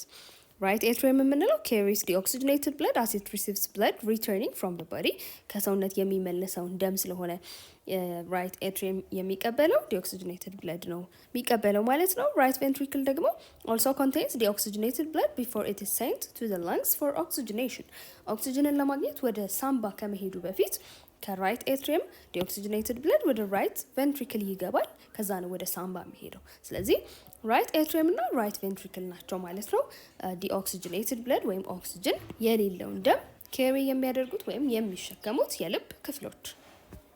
በዚህ አጋጣሚ ቪዲዮዎቻችን እንዳያመልጧችሁ የሳቆመን ዩቲዩብ ቻናል ሰብስክራይብ ማድረግ እንዳትረሱ። ተማሪዎች መጽሐፋችሁ ላይ አቴንሽን ተብለው እንደዚህ በሳጥን መጽሐፋችሁ ላይ የተቀመጡ ጽሁፎች አሉ። ስለዚህ እነዚህ ትኩረት እንድታደርጉባቸው ተፈልገው የተቀመጡ ስለሆኑ በደንብ አተኩራችሁ እነዚህን እንድታስተውሉ ነው። So the heart consists of two right and left parallel pumps separated by the septum ይላል። So ልባችን ሁለት ትይዩ ፓምፖችን የያዘ ነው ይላል። ያ ማለት በቀኝ በኩል ያለው የልብ ክፍልና በግራ በኩል ያለው የልብ ክፍል ማለት ነው። ስለዚህ በቀኝ በኩል ያለው የልብ ክፍል ላይ right atrium right ventricle አለ። ሶ ይሄኛው right ፓምፕ ነው ማለት ነው። በቀኝ በኩል ያለው ፓምፕ ነው። በግራ በኩል ያለው ፓምፕ ደግሞ left atrium እና left ventricle የያዘ ነው። ስለዚህ እነዚህ ሁለቱ ትይዩ ናቸው፣ ፓራለል ናቸው ነው የሚለው። እነዚህ ሁለቱም ደግሞ ክፍሎች የቀኝና የግራ የልብ ክፍልን ደግሞ ሰፓሬት የተደረገው መሀል ላይ ይሄኛው ምን ይባላል? እዚህ ጋር እንደምታዩት ሴፕተም ይባላል። ይሄኛው ምስል እዚህ ጋር ሌፍት ኤትሪየም ይላል። ይሄኛው ስህተት ነው። ይሄኛው ሌፍት ምንድነው? ቬንትሪክል ነው። እቺ ሴፕተም ትሏን እንድታዩ ስለፈለኩኝ ነው እዚህ ጋር ስለሌለ። ስለዚህ ይሄ የቀኝና የግራውን ክፍል የሚለየው ምንድነው ማለት ነው? ሴፕተም። The four-chambered human heart is composed of two thin-walled atria, singular atrium, and two thick-walled ventricles. ስለዚህ የሰው ልብ ባለ አራት ቻምበርድ ነው ብለናል። ያ ማለት ባለ አራት ክፍል ነው። ስለዚህ ይሄ አራት ክፍል ደግሞ ምን የያዘ ነው? ሁለት ስስ የሆነ ግርግዳ ያላቸው ኤትሪያ የምንለው የትኛውን ነው? ኤትሪየም ያልነውን ነው። ግን ሁለቱን ራይት በቀኝ በኩል ያለውንና በግራ ያለውን ሁለቱን አንድ ላይ ኤትሪያ እንላለን እንደ ጋራ ስንጠራቸው። ለየብቻ ሲንጉላር ደግሞ በነጠላ ደግሞ ስንጠራው ምን እንለዋለን? ኤትሪየም እንለዋለን። ስለዚህ እነዚህ ሁለቱ በግራና በቀኝ በኩል ያሉት ኤትሪያ ምንድናቸው? ቲን ወልድ ወይም ደግሞ ሳሳ ያለ ግርግዳ ያላቸው ናቸው። ሌሎቹ ሁለቱ ደግሞ ምንድናቸው? ቱ ቲክ ወልድ ቬንትሪክልስ ወፈር ያለ ግርግዳ ደግሞ ያላቸው ደግሞ ቬንትሪክልስ እንላቸዋለን ማለት ነው። ራይት ቬንትሪክል እና ሌፍት ቬንትሪክል። ስለዚህ አራት ቻምበር ወይም አራት ክፍል አለው ስንል ሁለት ኤትሪያ፣ ሁለት ቬንትሪክል። Blood from the systemic system enters the right atrium and blood from the pulmonary system enters the left atrium. በቀኝ በኩል ያለውን ኤትሪየም የትኛ ደም ነው የሚመጣው? ከሲስተሚክ ከምንለው ሂደት የሚመጣው ነው። ሶ ሰርኩሌሽን ላይ ሲስተሚክ እና ፐልሞናሪ ብለን እንከፍለዋለን። ሰርኩሌሽን ወይም የዝውውር ሂደቱን ማለት ነው። እሱ ሲስተሚክ ምንድነው ፐልሞናሪ ምንድነው የሚለውን እንመለስበታለን። ግን በቀኝ በኩል ያለውን ኤትሪየም ስንመለከት በቀኝ በኩል ወዳለው ኤትሪየም ደም የሚመጣው ከየት ነው? ከሲስተሚክ ከምንለው ሂደት ሲሆን ሌፍት ኤትሪየም በግራ በኩል ያለውን ኤትሪየም ደግሞ ደም ከየት ነው የሚመጣው ማለት ነው? ከፐልሞናሪ ከምንለው ሲስተም ወይም ፐልሞናሪ ከምንለው ሂደት ነው። ግን ሁለቱም የሰርኩሌሽን ወይም ደግሞ የደም ዝውውር አይነቶች ናቸው። The stronger and more muscular ventricles pump the blood to the lungs and distant tissues. ቬንትሪክሎቹን ደግሞ ስናይ በቀኝም በግራም በኩል ያሉት ቬንትሪክልስ ስትሮንገር ጠንከራ ናቸው። እንዲሁም ደግሞ ሞር መስኩላር ናቸው። ያ ማለት ሞር የበለጠ ጡንቻማ ናቸው ማለት ነው። ስለዚህ ወዴት ነው ብለድን ወይም ደምን ፓምፕ የሚያደርጉት ማለት ነው? ወደ ሳምባና ወደ ተለያየ ሰውነት ክፍል ላይ ወይም ደግሞ ራቅ ያለ ሰውነት ክፍል ላይ ወደሚገኙ ቲሹስ የህዋስ ስብስቦች ወይም አካል ነው ማለት ነው የሚልኩት ደምን። ስለዚህ ራይት ቬንትሪክል በቀኝ በኩል ያለው ቬንትሪክል ወደ ሳምባ ነው ፓምፕ የሚያደርገው። ሌፍት ቬንትሪክል ደግሞ እንደተባባል ነው በግራ በኩል ያለው ቬንትሪክል ደግሞ ወደ ሰውነት ክፍል ያ ማለት ራቅ ወዳለው ሌሎች የሰውነት ክፍሎቻችን ነው ማለት ነው ደምን ሙቭ እንዲያደርግ ወይም እንዲቀሳቀስ የሚያደርገው። ስለዚህ በዚህ ምክንያት ቬንትሪክሎቹ ሞር ምንድናቸው? ጠንካራ ያሉና ሞር መስኩላር ወይም በደንብ ባለጡንቻ ናቸው ከኤትሪያዎቹ አንጻር ስናየው ማለት ነው። ከሁሉም ደግሞ ስናወዳደር ሌፍት ቬንትሪክል የበለጠ ስትሮንግስት ነው ብለናል አይደለ? በጣም ጠንካራ ነው። ምክንያቱም ፐምፕ የሚያደርገው ወደ ሰውነት ክፍል ስለሆነ ከልብ ተነስቶ የበለጠ ጠንካራ መሆን ይጠበቅበታል ማለት ነው። What types of valves are there between the heart chambers? በልብ ክፍሎች በእነዚህ በአራቱ ባልናቸው ክፍሎች መካከል ምን አይነት ቫልቮች አሉ ነው የሚለን። እንግዲህ ስለ ቫልቮች ቅድም በአክቲቪቲ ላይ አራቱንም አይነት ቫልቭስ አይተናል። ለማስታወስ ያክል አሁንም እንደግማቸዋለን እነዚህ። In the cardiovascular system of the heart, 4 valves prohibit the backflow of blood. So በካርዲዮቫስኩላር ስርዓት ካርዲዮቫስኩላር ሲስተም ማለት ራሱ ሰርኩሌተሪ ሲስተም ማለት ነው። ማለትም የደም ዝውውር ስርዓት ማለት ነው። ሶ በልባችን በዚህ በካርዲዮቫስኩላር ሲስተም ወይም ሂደት ውስጥ 4 ቫልቮች አሉ።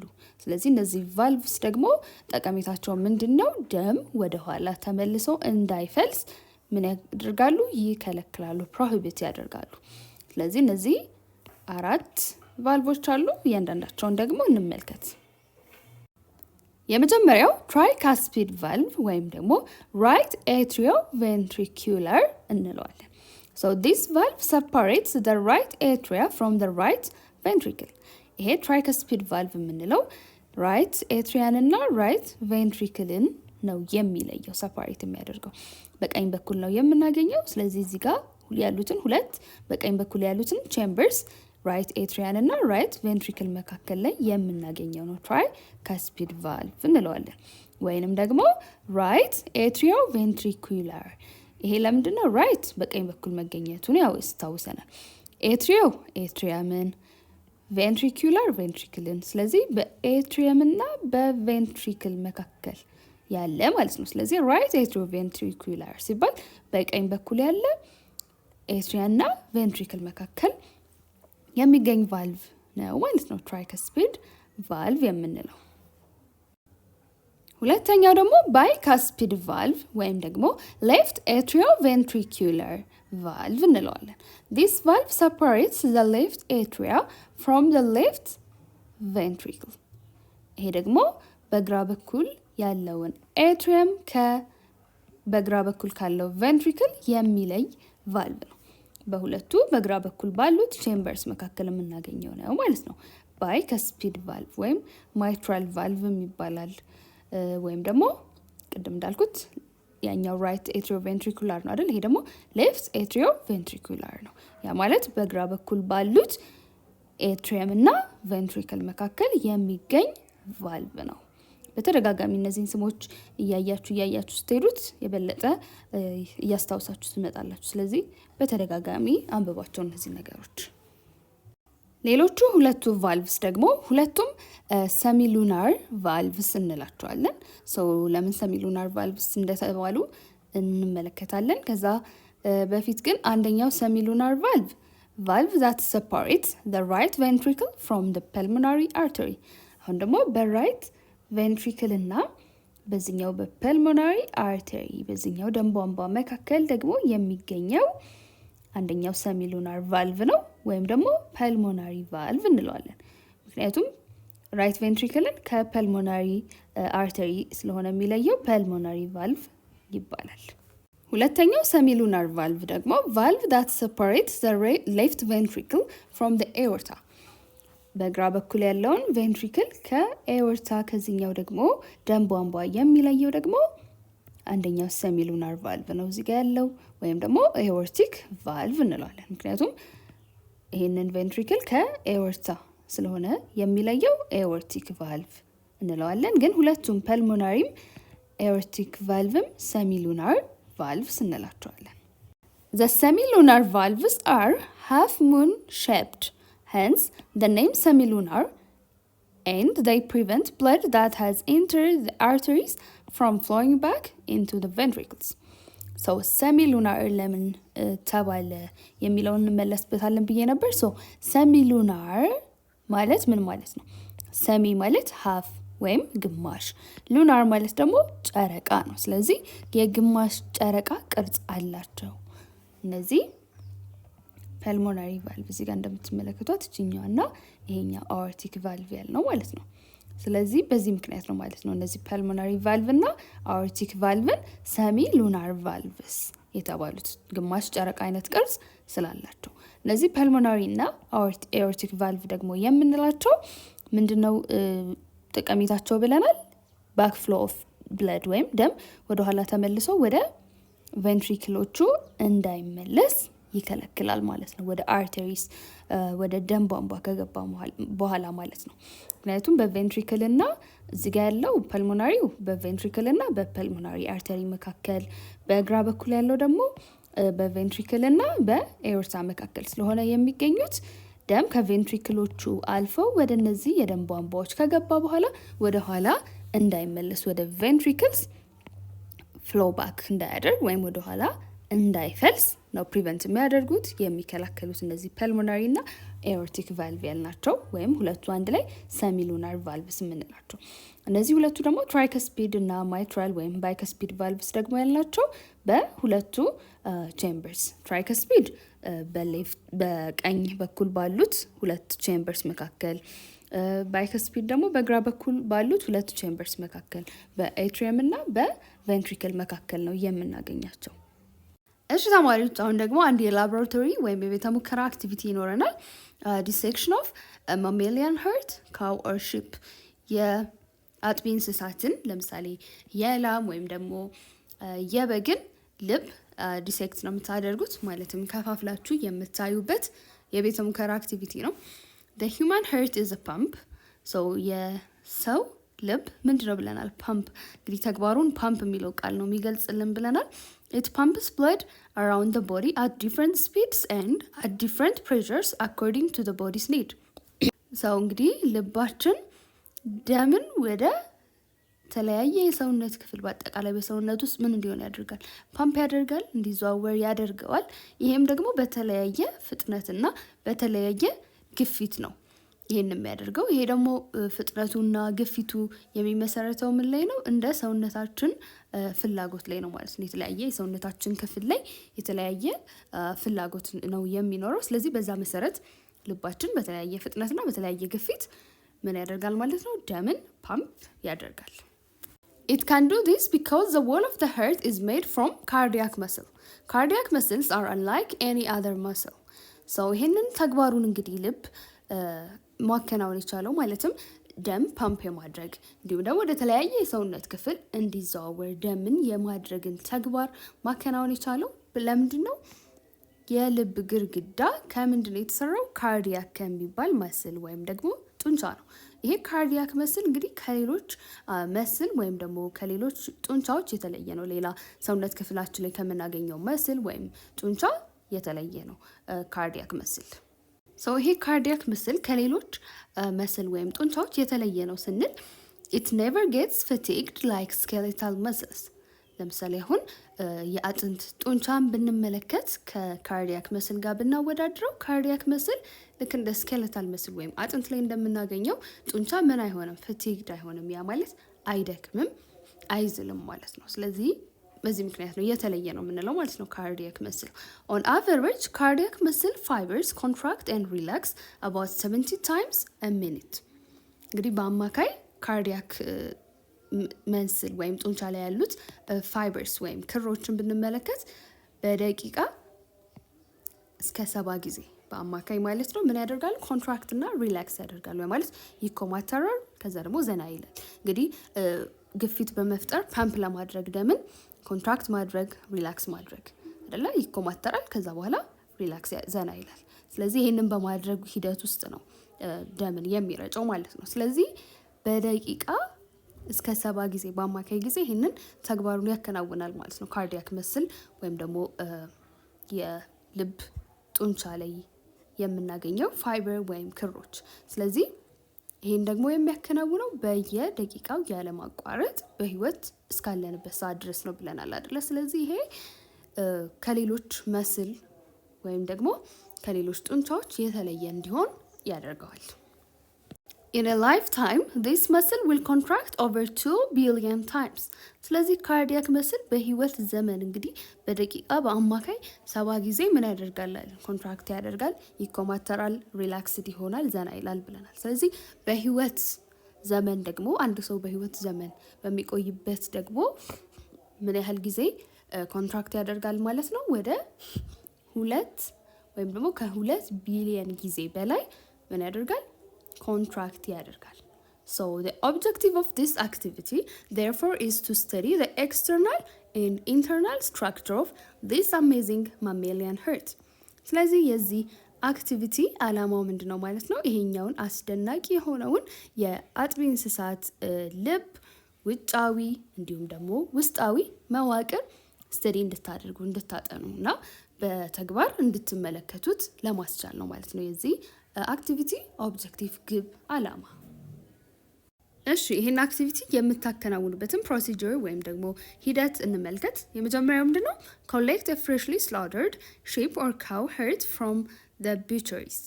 ምን ታደርጋላችሁ? በትኩስነት የታረደ የበግ ወይም ደግሞ የላም ልብን ከስጋ ቤቶች ጠይቃችሁ ትቀበላላችሁ በመጀመሪያ ማለት ነው። ቀጥሎ ደግሞ carefully handle and observe በጥንቃቄ ይዛችሁ ይሄንን ልብ ኦብዘርቭ ማድረግ ወይም ማየት ያለባችሁ ነገሮች አሉ። the external structures ውጫዊ የሆኑትን መዋቅሮች ለምሳሌ the outlets and inlets of the pulmonary artery and pulmonary veins። pulmonary እና artery እና pulmonary veins ያልናቸው የደም ቧንቧዎች አሉ አይደል? ስለዚህ እነሱን ቧንቧዎች መውጫ መግቢያቸውን ማስተዋል ትችላላችሁ በላይ በኩል ማለት ነው። እንዲሁም ደግሞ the inlet, superior and inferior vena cava and the epicardium። vena cava ያልነው አለ አይደለ? እሱን superior የላይኛውን የታችኛውን vena cava inlets ወይም ደግሞ መግቢያው ማለት ነው። እሱን ማየት ትችላላችሁ። እንዲሁም ደግሞ epicardium ማለትም የላይኛው ሽፋን epicardium እንለዋለን ብለናል አይደለ? የግርግዳ የላይኛው ንብርብር። ስለዚህ እሱንም ኦብዘርቭ አድርጉ ተመልከቱ። ቀጥሎ ደግሞ using a dissecting knife carefully cut open the heart vertically and observe the following structures። ቀጥሎ ደግሞ በተሙከራ ውስጥ ያለ መቆራረጫ ዳይሴክት ማድረጊያ መከፋፈያ እንደዚህ አይነት ቢላዎች አሉ። እነሱን በመጠቀም ልቡን ትከፍታላችሁ ማለት ነው። vertically ማለት በቁመቱ እንደዚህ ወደታች ትከፍላላችሁ። ከዛ በኋላ እነዚህን መዋቅሮች ተመልከቱ ማለት ነው። አንደኛ the right and left ventricles ያልናቸውን ተመልከቱ። the septum የምንለው ደግሞ የግራውንና የቀኙን ክፍል የሚለየውን tricuspid bicuspid valves ያልናቸውን እንዲሁም ደግሞ semilunar valves ያልናቸውን ተመልከቱ። በአክቲቪቲው ላይ በመመስረት እነዚህን ጥያቄዎች መልሱ። answer the following questions። የመጀመሪያው what do you deduce from your study of the structure of the mammalian heart structure? እንግዲህ ከተማራችሁት ላይ ስለ ማሜሊያን ወይም ስለ አጥቢ እንስሳት የልብ መዋቅር ከተማርነው ላይ በመነሳት ምን ታጠቃልላላችሁ ነው የሚለው። ሁለተኛው ደግሞ can you associate what you have studied in the classroom with your practical activity in the laboratory? so ይሄ ደግሞ ምንድነው የሚለው ክፍል ውስጥ የተማራችሁትን ከፕራክቲካል ወይ ደግሞ በተግባር ላቦራቶሪ ውስጥ ወይም ቤተ ሙከራ ውስጥ ከሰራችሁት አክቲቪቲ ጋር ማያያዝ ትችላላችሁ ወይ ነው የሚለው። ያ ማለት ምንድነው እንግዲህ ስለ ልብ መዋቅር ስለ ተለያዩ ክፍሎቹ ስለ ቼምበርስ ስለ ተለያዩ የደም ቧንቧዎች አውርተናል አይደለ? ስለዚህ እሱን በተግባር ካያችሁት ጋር እንዴት ታገናኙታላችሁ ነው የሚለው እንግዲህ። ሶስተኛው ደግሞ write a short report on your activity in the laboratory። ቤተ ሙከራ ውስጥ ስላደረጋችሁት አክቲቪቲ አጠር ያለ ዘገባ ጻፉ ነው የሚለው። የዛሬው ቪዲዮአችን ይሄንን ይመስል ነበር። በቀጣይ ደግሞ ሁለተኛውን ክፍል ይዤላችሁ እመጣለሁ። እስከዛው ሰላም ቆዩኝ።